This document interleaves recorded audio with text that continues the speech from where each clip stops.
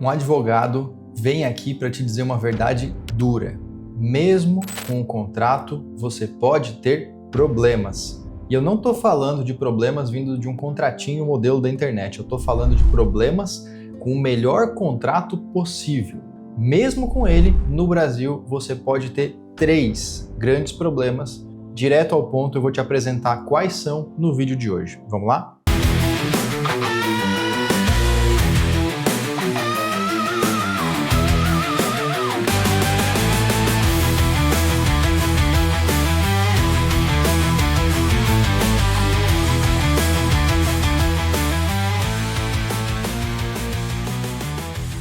O primeiro problema diz respeito à parte financeira.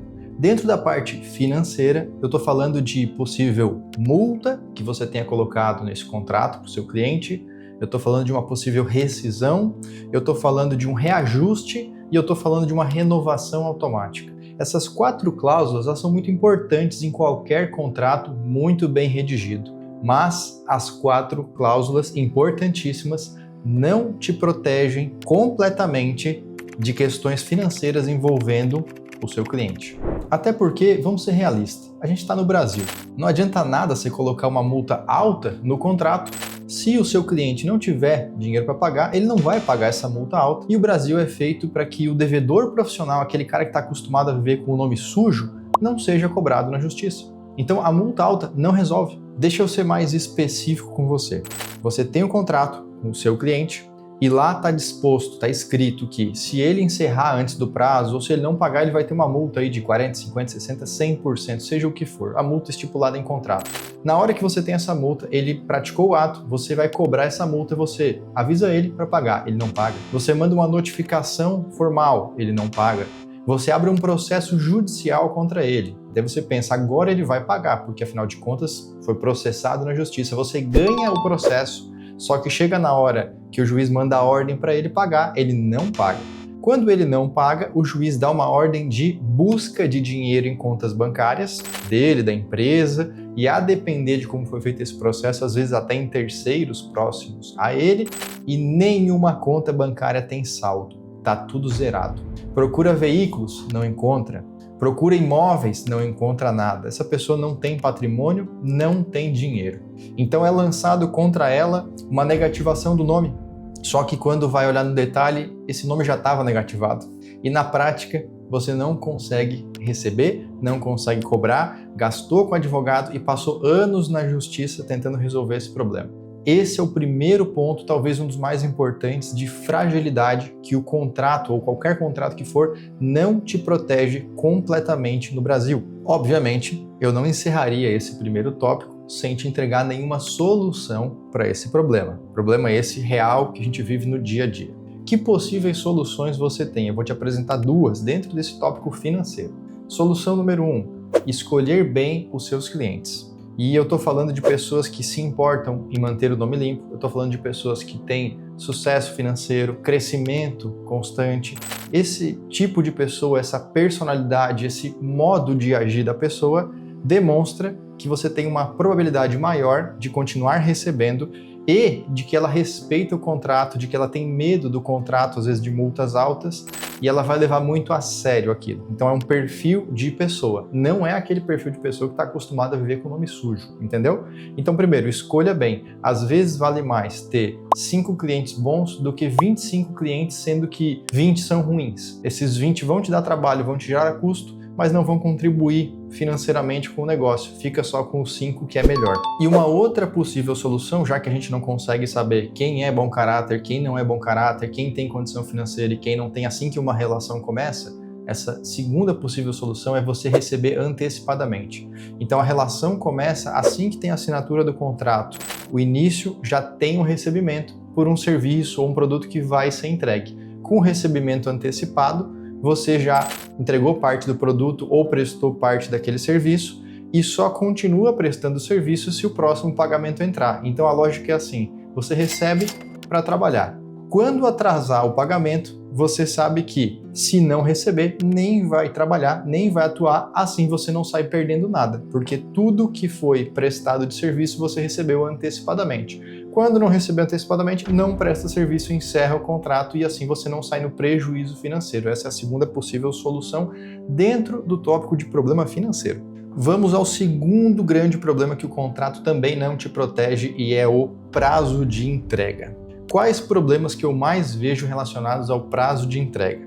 No momento do fechamento, do acerto verbal com o cliente, expectativas são criadas. Vem o contrato e lá está específico nele, tomara que esteja se você tiver um bom contrato, quais são os prazos de entrega, os tempos de resposta, etc.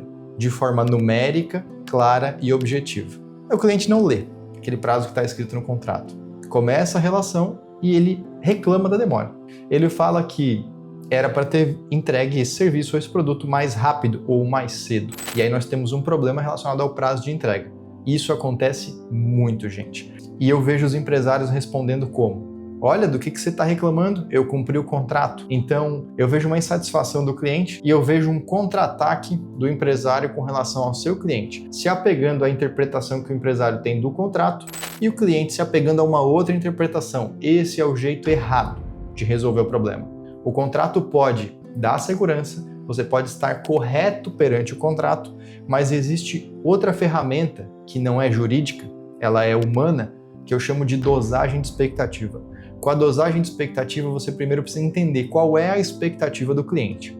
Então, qual é o comportamento certo do empresário nessa situação de reclamação do cliente quanto a prazo de entrega? Em vez de contra-atacar se apegando no contrato, faça uma pergunta. A pergunta deve ser assim: cliente, não entendi a sua insatisfação. Pode me explicar, por favor, qual era o prazo que você esperava? E ele vai dizer, com base no que você esperava esse prazo? E aí você vai entender qual é a premissa dele, qual é a base, qual é o fundamento que levou ele àquele comportamento, porque uma premissa vem antes do comportamento. Então eu vou na causa raiz, e eu chego na causa raiz e ele diz, o vendedor me prometeu que apesar de ficar em contrato em 5 dias, vocês fazem tudo em 2 dias. E aí você entende que o vendedor que faz parte da sua empresa é a sua empresa. Então a sua empresa prometeu 2 dias, apesar de estar escrito no contrato 5. Nesse momento você precisa dosar com ele e alinhar a expectativa, mostrando qual é a realidade de trabalho, se realmente vocês precisam de 5 dias, é 5 dias, e pergunta se isso atende, satisfaz ele agora com esse novo realinhamento, e aí a relação continua, o contrato está preservado, ou você entende que se não forem 2 dias a relação acaba. E aí você avalia. Se acabar a relação com esse cliente é muito importante para você, que ele não vai embora, você faz um esforço extra para se readequar e entregar em 2 dias. Se não for possível, não é impossível, a relação acabou e você entendeu onde estava o problema. Por mais que o contrato tivesse um prazo de entrega, não é só o contrato que determina como funciona a relação com o cliente. O cliente ele tem várias expectativas, às vezes até expectativas ocultas ou criadas por ele mesmo que nenhum vendedor falou e nem o contrato previa. E ainda assim, você deve usar essa pergunta poderosa, entender a necessidade e aí manter a boa relação, se fizer sentido para o seu negócio. Por último, a terceira causa de problema que eu mais vejo em contratos é a inovação. O que é a inovação? A inovação basicamente é que o contrato ele dizia o que iria acontecer na relação. Prazo de entrega, remuneração, cláusula de rescisão, multa, etc. Tudo bonitinhos, entregáveis ali, bem descritos. Só que o empresário, no dia a dia, resolve inovar, resolve fazer além do que estava no contrato. Então o contrato ele sempre preveu que o prazo de entrega, por exemplo, era 5 dias. Mas esse empresário quis agradar o cliente e começou a entregar em 2 dias, sempre. 2 dias, 2 dias, 2 dias, 2 dias. Ele inovou.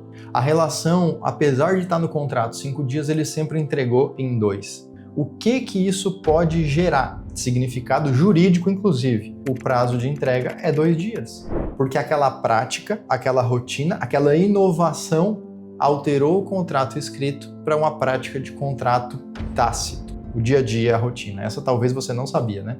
Como que você, empresário, pode fazer a mais para o seu cliente, buscar agradá-lo, sem que isso traga uma obrigação extra no contrato escrito original, colocando uma cláusula bem específica, dizendo que qualquer concessão ou entrega ou prática em benefício do cliente para melhor do que está exposto nesse contrato não representa alteração do pacto original, do combinado original, se tratando de mera liberalidade, de mera escolha, de mero benefício dado pelo empresário, mas não cria nenhuma obrigação de manter aquela prática que foi concedida de forma extraordinária. O texto ficou longo, né? Não precisa ser exatamente esse texto que eu falei para você, você pode usar as palavras que tiver, consultar seu advogado, etc., fazer os ajustes no contrato. O que me interessa aqui é que você entenda o conceito, porque se você entender o conceito, você evita o problema que decorre desse conceito. Então, inovações sem essa cláusula protetiva